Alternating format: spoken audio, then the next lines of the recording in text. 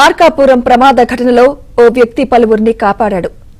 మొండికత్తితో bus అద్దాలు పగలగొట్టి పలువురికి బయటకు తీసుకొచ్చాడు. ప్రాణాలకు తెగించి ప్రయాణికులను కాపాడిన బాలరాజుతో మా ప్రతినిధి Sambasivarao face to face.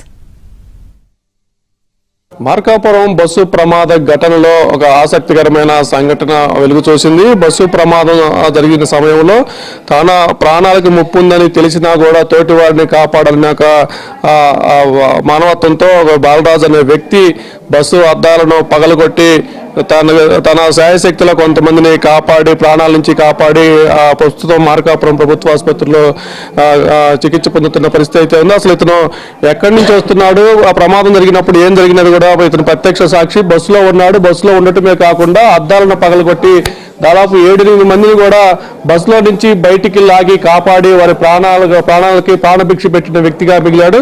Sir చెప్పండి, మీ పేరేంటి, మీరు ఎక్కడి నుంచి వస్తున్నారు? నా పేరు బాలరాజు సార్. మాది కిష్టంపల్లె విలేజ్, హనుమంతులపాడు మండలము. మేము సిరికొండ మండలంలో గత 6 సంవత్సరాల నుంచి నేను అక్కడే పని చేపిస్తుంటా, మేస్త్రి పని.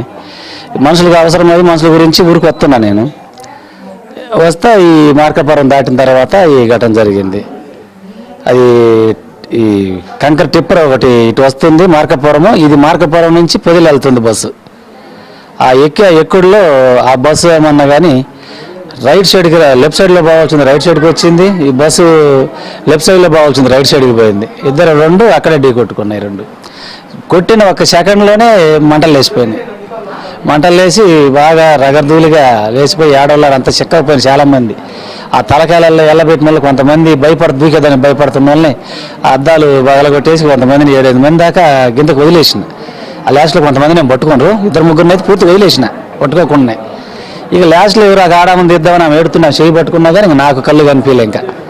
ఇక జారపిక్కొని ఆ టైం మరి ఏంటికి వచ్చిందో ఒక ముద్దు కత్తి కూడా ఉంది. ఆ కిందనే ఉంది లెఫ్ట్ సైడ్లో సెంటర్లో అద్దాలు బగలగొట్టిన కాడనే ఉంది ఆ కత్తి కింద కూడా. దానికి పిడి లేదు, ఏదో మట్టిలో ఉన్న ఎప్పుడో పాతది ఉన్నట్టుగా సిలుం బట్టి ఉంది. దాంతో పక్కన 2-3 సీట్లు పొడుగు అందిన కాడికి పటపట పగల నా పక్క ఈ పక్క 2 పక్కల పగలగొట్టి ఇంక నేను నాకు ఓపికలేదు నడుము వరకు బయటికి వెళ్ళబోయినా ఇంకా నుంచి రాలేకపోయాను. ఇక లాగండి లాగేటప్పుడు నాకు ఈ అద్దాలు ఇన్ని కట్టిండి దాకా ఈ తొడలన్నీ గెక్కిపోయినాయి బాగా. పెద్ద దెబ్బలేం కాదు, ఈ మోకాళ్ళు ఒకటి నేల గుద్దుకున్నాయి.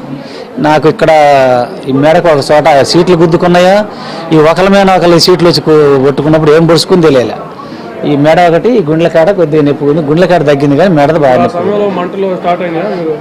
ఆ గుద్దిన సెకండ్లోనే స్టార్ట్ అయినాయి. నేను దూకపోయేలోపు ఆల్రెడీ నా దాకా వచ్చేసినాయి. అప్పుడు ఆ పక్క పైన కొంతమంది ఉన్నారు, కింద కొంతమంది. ఆ ముందు పక్క ఉన్న వాళ్ళంతా, ఆ ముందు పక్క ఉన్న వాళ్ళల్లో ఒక డ్రైవర్ మాత్రమే దూకిండు. డ్రైవరు ఒక కేంద్రం మాత్రం ఆ పిల్లోడు సెంటర్లో ఇది ఆ ఊపిలో పోయి కింద పడిపోయిండు. ఆ గేట్ కాడ నుంచి కింద పడిపోయిండు. ఆ డీజిల్ పైన పడి ఒళ్ళు మొత్తం బాగా భయంకరంగా కాలింది. ఆ పిల్లడు ఇప్పుడు దాకా ఏడే ఉన్నాడు. ఆ కేంద్ర పిల్లడు కూడా భయంకరంగా కాలింది ఆ అబ్బాయికి. మరి ఒంగోలు తీసుకెళ్ళిండ్రా మరి ఇక్కడ ఉంటా తెలియదు. ఇప్పుడు ఆ బస్సులో ఏమన్నా రసాయనాలు కానీ ఇట్లా డీజిల్ క్యాన్లు కానీ అట్లాంటివి ఏమైనా ఉంటే గుర్తించారు? అట్లాంటి ఏం లేవు. అంతా కూడా ఎక్కువ బేల్దారి పని చేసే పిల్లలు ఉన్నట్టుండ్రు. ఆ బస్సు కూడా కొంచెం అట్ట విలేజ్లో ఎమ్మిటి లాస్ట్లో అవుతుంది, 6 నుంచి ఇట్లా లాస్ట్లో అవుతుంది. ఇక అంతా పనిచేసే వాళ్ళే ఉన్నారు ఎక్కువ శాతం. ఇప్పుడు మీ కళ్ళ ముందు చనిపోయారు ఎంత చాలా మంది? దగ్గర నాకు తెలిసి అయితే 20 మంది లోపు ఉండొచ్చు, 18 మంది ఆ మధ్య దాకా ఉండని. బండి మొత్తం ఫుల్ అయ్యి ఉన్నారు. అక్కడి నుంచి ఇక్కడ దరిసే వినకుండా అక్కడ మాత్రం ఒక 2-3 దిగాలని వాళ్ళు డ్రైవర్ దగ్గర నిలబడ్డారు. కానీ నేను చూసినప్పుడు 1 గంట 2 గంటల టైం డ్రైవర్ దగ్గర నిలబడి ఉండే. వెనక 2-3 సీట్లు ఖాళీ ఉన్నాయి కానీ అక్కడ కూర్చోాల. ఆ 2 గంటలు 1 గంట అయ్యాన కొంచెం నేను కన్ను మూసి వాళ్ళు దిగేదానికి ప్రయత్నాలు చేస్తాను. భయపడే వాళ్ళని నేను ఇంకా లోపల పక్క ఉండి ఈ కళ్ళు పట్టుకొని నెట్టేసిన 1-2 వదిలేసిన. మిగతా వాళ్ళని కింద ఉన్న వాళ్ళు పట్టుకున్నారు. ఇప్పుడు చాలా మందికి గాయపడ్డ వారికి కాళ్ళకు చేతులకు పసుపు అయి ఉంది. అసలు పసుపు ఎందుకు వచ్చింది? అదే ఇప్పుడు నేను అనేది కూడా అదే ఏందా ప్రతి ఒళ్ళు అర్జవుతుంది ఆడ ఏదైనా ఎంక్వైరీ చేయడానికి కూడా చూసుకునే దానికే ఈ ఆన్సర్ చెప్పడం. నేను ఆ పసుపు ఎక్కడి నుంచి వచ్చిందో అర్థం కాల నాకు. ఏకదమ్మున అట్లా ఎట్లా అనిపించిందంటే ఏదో కత్తులతో దాడి చేసినంత ఈజీ అనిపించింది. అది ఈ చిట్ట ఈ సీట్లు ఎగిరిపోవటము, పైపులు దూకటము, సీట్లు అట్లా అనిపించింది. అవి ఏం కూడా తగులుటాయో నాకు దొరికింది. ఆ కత్తి దానికి పిడి లేదు. అది మన బరిసె ఉంటుంది చూడ, పందులు ఎలుకలో పొడిచే బరిసె ఆ టైప్లో ఉంది. 2 పక్కల పదును ఉంటుంది, వెనక పిడి అయితే లేదు.